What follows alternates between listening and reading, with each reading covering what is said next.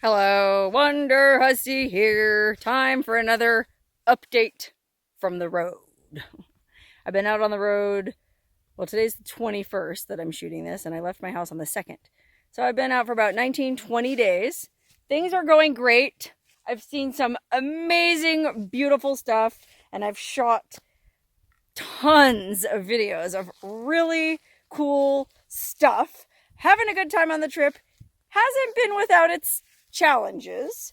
The most significant challenge that I'm currently facing is, well, I dropped my dang cell phone in the water at this hot spring I've been camping at. There's a really cool little hot spring in that shack over there in that meadow. And well, I've actually spent the last 4 days camping here, soaking, relaxing, editing, working on videos. Had some friends come by last night. We had a little party for the solstice, the summer solstice. Today, the 21st that I'm shooting this, is the first day of summer. Woohoo! My favorite season! Although in my world, every day is summer. Well, except for the other day, when I dropped my dang phone in the hot spring. Oh! I mean, I have it sitting here in this bag of rice, which is supposedly a way to dry out a wet phone. But, to be honest, I don't even know if it's gonna work. I've heard mixed things from people who have tried this technique, and comment below if you've ever tried using rice to dry out a wet cell phone. This whole thing just drives me nuts because the cell phone that I had is supposed to be waterproof. Not water resistant, waterproof. Okay, I paid a pretty penny for this. It was a Samsung Note 20 Ultra, and I've been using that phone for a couple years now. And it's been fine. I've never dropped it into... Well, I dropped it in the shower once, and it did get some water damage. I have insurance, so I could have my insurance send me a replacement device. It's a $200 deductible. And where are they going to send it to me? What am I going to tell my address is? The banks of this reservoir? No, it's stupid. So I thought, all right, I happen to have my old phone with me, which is what I'm shooting this on. If the footage looks weird, this is a Note 8 from several years ago. Thankfully, though, it still works, and I'm able to use it while I'm out here in the field, while I'm waiting for this other phone to supposedly dry out in this bag of rice. I mean, when I dropped it in the hot spring, I dropped it first thing in the morning a few days ago, and I went, oh, no! So I jumped in the hot spring, I grabbed it out. It was only in there for, 5 seconds, maybe 10 seconds max. And I took it out, and it was still working. And I dried it off. I didn't shut it off right away, which I guess I should have. I went and washed my face first while I was thinking about what to do. And then by the time I got back to the phone, well, it had shut itself off. So I took the SIM card out and put it in my old phone and called Verizon customer support, the good folks at Verizon customer support, to see what they said. And the agent goes, oh, well, you need to put it in a bag of rice. And I go, well, I'm camping. I'm out in the middle of the forest. I don't have any rice with me. And she goes, oh, well, how about a blow dryer? A blow dryer? I go, I'm camping in the forest. I don't have a blow dryer either, okay? So then she goes, okay, well, leave it out in direct sunlight and for a few hours, see if that dries it out. If it doesn't, then you should probably go get some rice. So I did. I left it on the dashboard in the sun or on the hood or someplace, and well, guess what? After 3 hours, it didn't dry out. You can see there's actually a lot of condensation behind the camera lenses. I'll show you in a minute. Anyway, there happens to be, well, it was a Sunday when this happened. So the little camping store over here on the corner was closed. So I had to drive 27 miles to the nearest grocery store, buy rice, come all the way back. I submerged the phone in the rice. So now this phone has been sitting in this baggie of rice for, gosh, 3 days almost. Let me see. I'll show you what it looks like. I mean, you can see how much condensation there is there in the camera lenses. So I haven't even tried turning it back on. I mean, I suppose I could. Maybe the condensation's just in the camera. Oh, I didn't think about that. Maybe the phone actually does work. Let me try turning it on. No, still not booting up. An inscrutable black tablet, like the monolith from 2001: A Space Odyssey. Okay, well, I was watching some videos on YouTube about how to dry out a wet phone, and I watched this one really informative video where a guy tried a bunch of different methods. He dumped a bunch of phones into the same amount of water for the same amount of time. I think it was the identical phones. And he put one in a bag of rice. He put one in a bag of the silica gel desiccant packets. He put one just out in direct sunlight. I can't remember. He did a bunch of different things. And according to his testing, leaving it out, not doing anything, actually dried the phone out faster than putting it in a bag of rice. In his test, it took, I think, 10 or 11 days for the rice to dry it out.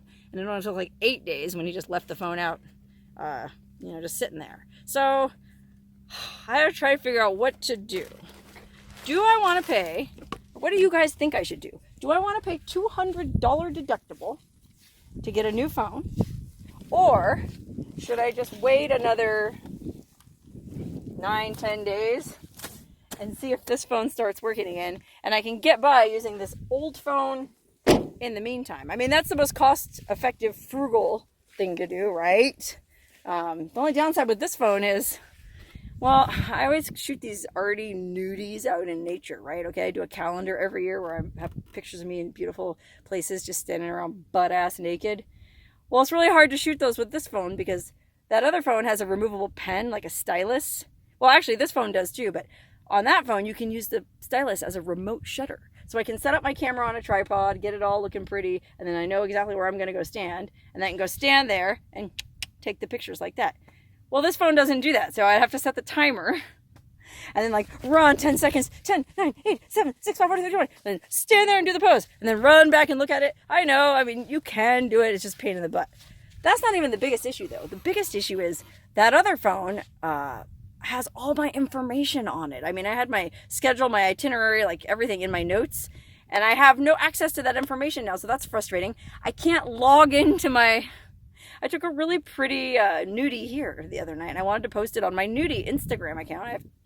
I've got a few Instagram accounts. My main one for my YouTube channel, then I have this one where it's just me naked in nature, and I can't log into that account on this new old phone. I don't know why. It's not recognizing my password. It doesn't recognize anything. I've tried everything, every which way to reset my password, and it's a long, complicated, and boring story. It's not working. So the downside to waiting another 10 days is I won't be able to post anything to my other Instagram account, and I've lost access to all my vital information, which I guess I could probably live without for 2 more weeks. Anyway, I don't mean to blather on and on about my dumb problems. I'm actually closing up the car right now to go into town. That's right. It's been another week, so I guess once a week I try to go into town to get cleaned up. Like, I need to wash my hair. It's real funky. I need to wash my car. I need to do some laundry. I need to buy more groceries. I need to upload videos for Wednesday. I gotta go find some Wi-Fi. So I'm gonna go to the fabulous town of Klamath Falls, Oregon. If you've ever been to Klamath Falls, well, I guess you know all about it. I've passed through before. I think I stayed there once, but I don't remember much about it. All I know is it's got grocery stores, it's got a laundromat, it's got Wi-Fi, and it's got a place I can wash my hair. So I'm about to roll on, leave this beautiful campsite, and head to Klamath Falls. And I guess my first stop is going to be the car wash because my rig is a mess. It actually doesn't look too bad right now, but let me tell you something. Okay, my last town pit stop was about a week ago. I went to Winnemucca, Nevada, and I stayed the night in Winnemucca. I did all my laundry. I went to the car wash, cleaned the car. It was clean as a whistle. I like to go in and hose out the wheel wells to keep all the dirt from degrading my shocks. You know, and I hose out the undercarriage, get all the dust off the back window so that it doesn't clog up the window again like I had issues with a couple of summers ago. I just feel like it's important to clean off your rig when you do a lot of off-roading at least once a week. So when I left Winnemucca, my car was clean as a whistle. All my clothes were clean, my hair was clean. I was ready to take on the world. Well, wouldn't you know it, not an hour after leaving Winnemucca, I decided to take the back way from Winnemucca to where I was meeting another friend in Gerlach, Nevada. So I took this long dirt road called Jungo Road. And I'd always heard that, oh, don't take Jungo Road, it's a bad road. Like, it kind of goes to where the Burning Man festival is. That's where it ends up. And so the Burning Man people always tell you, don't take Jungo Road because it's a shortcut. You would miss a lot of traffic. And they recommend it's too rough, it's too bumpy. Well, it was kind of a bumpy road, but compared to the stuff I drive on the regular, it was nothing. The downside was I was blazing along at a nice clip because it was a big, wide, graded gravel road coming out of Winnemucca. And there's some mine out there, like gold mine or something. And they had this huge water truck. I've never seen a truck this big. It was a ginormous vehicle. I mean, the tires were like as tall as a house. It was wild. This water truck was driving down the road slowly, spraying down the road for dust abatement. Okay, great. Yay, no dust. Awesome. Well, I didn't think about it, but the road also had become muddy because of that. So I'm blazing along at, I think I was going like 50 miles an hour. And my wheel wells and the sides of my car became coated in thick, nasty, gooey, gross mud. Remember, I just washed this car. I mean, this was less than an hour after leaving Winnemucca. The wheel wells were full of, like, all my shocks were coated. The sides of the doors were, oh, it was a disaster. But I was on my way to Gerlach, Nevada, which is a very small town, and they don't have a self-car wash or any kind of pressure washer I could have used. So, unfortunately, I had to deal with it. And then things got even worse. Okay, I met up with my friend outside Gerlach on the big dry lake bed that's just outside town where they have the Burning Man Festival. It's a 200 square mile playa. It's a huge dry lake bed. I think it's one of the biggest, flattest areas on Earth. And that's where they have the Burning Man Festival. There's a lot of speed events that go on out there. People do all kinds of stuff up there. People land, sail. Anyway, my friend and I just camped out for the night, but it was real windy. And we got caught in the biggest haboob, I can never remember if it's a haboob or a naboob, big dust storm, a huge cloud of dust just blowing constantly over this dry lake bed. And my friend and I had gone for a little walk to this hot spring, and I stupidly left one of my windows cracked, only about that much. So when I got back from that, the inside of my car was full of insidious alkali dust. If you've ever been up to a dry lake bed, you know that powdery fine dust. It's horrible. It's really hard to get rid of. It's bad for everything in your car. So now my car was coated in mud on the outside, coated in dust on the inside. Thankfully, that night we went and camped at a reservoir. And I was at, not this reservoir, a different one. I was able to use water from the reservoir to clean off the mud from the sides of the car and get all the dust out of the inside of the car, or most of it. So my car's mostly clean, but I wasn't able to clean out my wheel wells, okay? They were still caked in mud, and I want to try to keep my shocks from degrading so they don't start leaking. So I thought, all right, from here I'm going to head, I was going through a little town called Alturas, California, and I looked up on Google, there was a self-car wash. So I drove to Alturas. It was a cold, miserable day. The self-car wash had like 3 inches of water on the bottom. It was a little muddy and gross, you know. All right, whatever. $2 in quarters to run the thing. Well, I had a credit card. The credit card swiper was broken. I tried 3 different credit cards. All right. I had $1.50 in quarters. I went to a gas station. A guy gave me a couple more quarters. That only gave me 4 minutes. So I was able to wash out 1, 2, 3 wheel wells. But unfortunately, I didn't get around to number 4 here, and it's still, well, actually, now that I'm looking at it, it doesn't look too bad. This is the one that I didn't get to. Oh, maybe it just sort of baked off on its own. Okay, wow, I guess I feel somewhat better about things, but either way, I'm still gonna wash my car when I get to Klamath Falls, and I'm gonna wash my hair, and I'm gonna upload my videos, and I'm gonna go buy new groceries. And another thing I'm gonna do is have a cheat meal. Okay, I said this, talked about this in my last update video. I eat very healthy when I'm on the road. I have solar panels powering this 12-volt refrigerator. It's got veggies and greens and beans and all kind of healthy food in it. Well, a gal's got to cheat every now and then, so I'm going to try to find a really tasty cheat meal in Klamath Falls, and hopefully it involves asada fries. But speaking of my 12-volt cooler, here's another question that maybe you guys can help me with. So I want to keep the cooler as cold as possible inside so the compressor has to run less often. And so when I left my house, I had 2 frozen gallon bottles of water that I kept in the cooler, you know, and that kept it cold, so the compressor hardly had to work. Well, of course, over a few days, those melted, and so now I just had 2 bottles of water, which I was able to drink. That was cool. And then when I was in Winnemucca resupplying, I thought, well, what am I going to put in the cooler now to keep it cold? A viewer of this channel had tipped me off that if you put ice in a dry bag, like you use for kayaking, well, then you can put it in the cooler, and even if the ice melts, it's in the dry bag, so the dry bag holds it all together.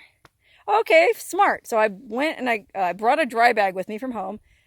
A block of ice wouldn't fit in the dry bag I brought, so I had to get a bag of ice, cubed ice, and I put it in this dry bag, and I folded up the top, sealed it airtight, and put it in the cooler. And it worked, except for, guess what? The ice melted, which I figured, okay, no problem. I'll just have this dry bag full of water now, and I can pour that into my jugs and drink it.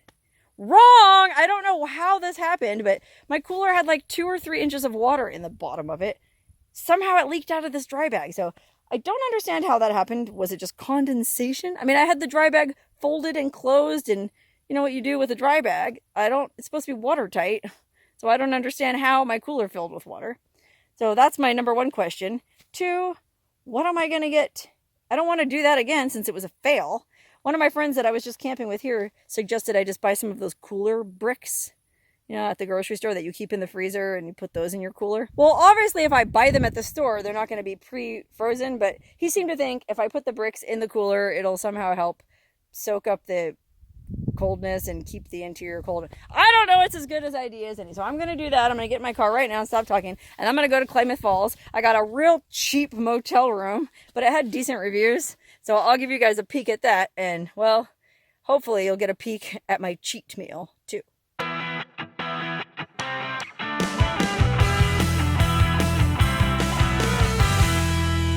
Okay, I don't know, man. This motel is right at the side of US Highway 97. So it looks like it might be kind of noisy. And it also looks kind of old but updated. You know, the paint's fresh and colorful. Let's find out what, I think it was $84 total with taxes, gets you in Klamath Falls, Oregon on a Tuesday in mid-June. Dun, dun, dun! Oh, well, I've definitely stayed in worse. Okay, one kind of downside is, I mean, it's nice. There's covered parking in front of each one of these rooms. You might be able to see.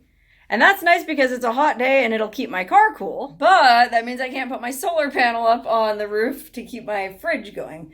It's okay, I've got a battery bank. I'll figure that out. Okay, let's check out this room. Okay, remember, I'm shooting this with my old phone and it doesn't have wide angle, unfortunately. So it's just, I walked in this door right here and it's just, you know, a bedroom. There's a bed. There's a nightstand. There's an alarm clock. There's no art or anything on the walls. I mean, yes, the walls are painted a nice cheerful color and there's kind of fancy crown molding. So, you know, they did put some effort into this. But I don't know, man. Here's the TV and the, I mean, I guess just storage stand. There is a desk. That'll be good. I can sit there and work on editing. Nice mirror so I can do my makeup in the morning. Oh, there's another nightstand over here. Looks like they didn't quite get around to touching up this switch plate yet. Let's check out the bathroom. Okay, this bathroom is a trip. Here's the kitchen, I guess. There's a little mini fridge and a microwave and a place to hang your clothes if they're not too long. And then here's the bathroom. Pretty straightforward, basic bathroom. I mean, the shower's clean. Caulking is a little cracked and old, but, you know. Better shower head than where I stayed in Winnemucca. Hopefully the pressure is good and the water's hot. The linens, the towels look pretty, well, that's just budget. You know, that's what you get with a budget hotel. Thin little towels, thin little bath mat. You know, the toilet's a toilet. What are you going to do? This, I think, is kind of interesting. Here's the vanity, but it's like right behind this wall for the bathtub. I'm not sure you can tell from this video, but it's a pretty narrow space to get back in here. Like, if you want to look at the, oh gosh, I wish I had my other camera. Let me see if I can put it up here. Okay, maybe you can kind of see here. This is a wall, the back of the shower. And there's this weird little space, maybe 1.5 feet, that you have to squeeze into to wash your hands. Now, speaking of that, I need to wash my hands. But you know what I mean? Like, you can't be too overweight to stay in this room. Well, you can, but you won't be able to use the sink.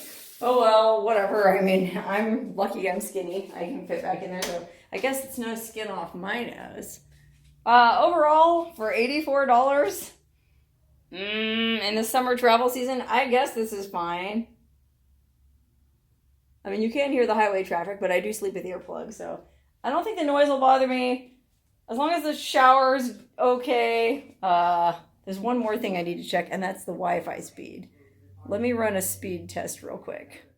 Oh, I don't know, man. 4 down and 1.5 up. That's not very fast. Probably gonna have to go look for a dang library again. Ugh, so frustrating. I mean, I guess I shouldn't be ashamed to go into the front office and check the Wi-Fi speed before I pay for the room, but golly, then I'll be driving all over town, checking out different rooms, and I gotta get these videos uploaded, so fingers crossed, it's not that bad. Okay, it's the next morning, obviously. I feel a lot better today. My hair is clean, I'm clean. I bothered to put on makeup. Unfortunately, the Wi-Fi in this room was way too slow to upload a video. I tried. It would have taken me 10 hours to upload a 22-minute video, and I had 2 of them to upload.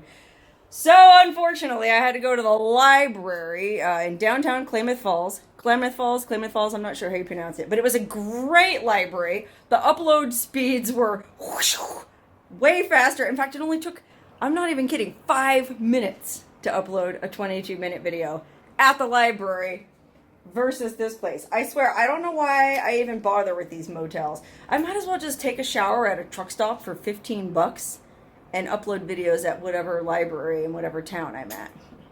That would probably make more sense financially. Anyway, I also got my asada fries at this place called El Palacio Family Restaurant. And they were okay. I didn't shoot any video. I just took a picture of them, so you tell me.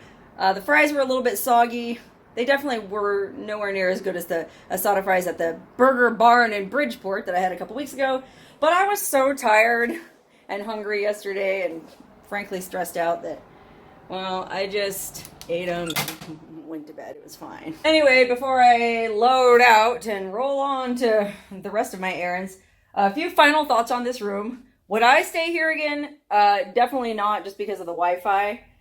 I was gonna say it's probably an okay place to stay if you just need a safe place to sleep while you're traveling on the road, because it was safe and I didn't notice the road noise. I actually slept really well. The bed was comfy. I mean, you can see the pillows are kind of dingy.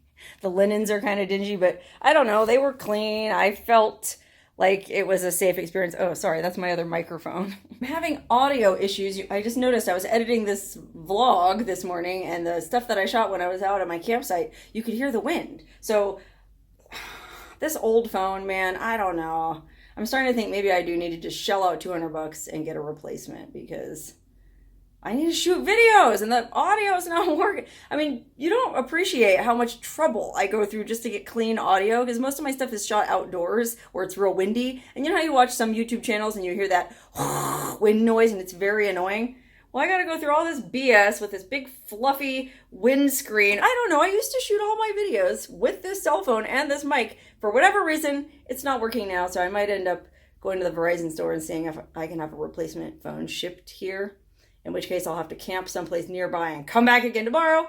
But anyway, I was saying, would I stay in this room again?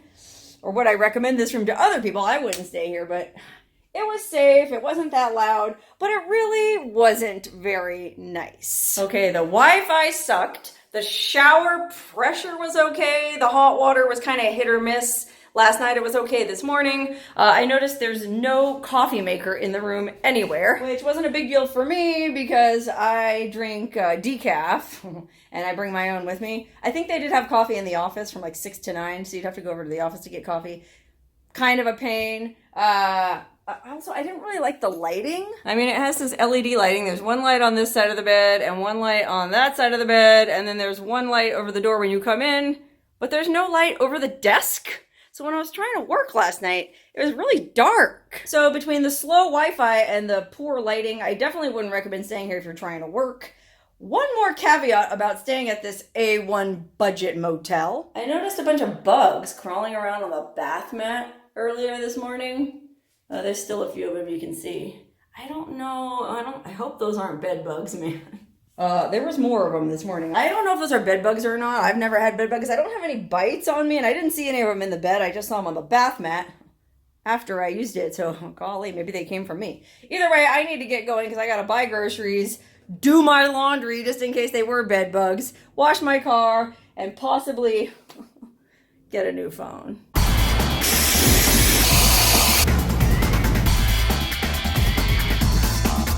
All right. I did my laundry, I washed my car, I just stocked up on supplies here at Fred Meyer, which I guess is like the Oregon version of Walmart. Way nicer than Walmart. Got most of everything I need. Just one more stop to make before I head back out into the wild. And that's to go... Sorry, there's a truck passing. That's to go to the library to upload this video. I decided I'm not gonna get a new phone, so if you can hear wind noise right now, I'm sorry about that. I only have 8 more days on this trip before I go to my mom's house, and I'll just get a new... Well, I'll see if my phone has dried out by then, and if it hasn't, well, I'll just eat the $249 deductible. That's right, I called them, and it's $249 deductible to get a new phone. Anyway, I'll get a new one if I have to, but for now, I'm gonna try to make this old phone work. Sorry about the wind noise.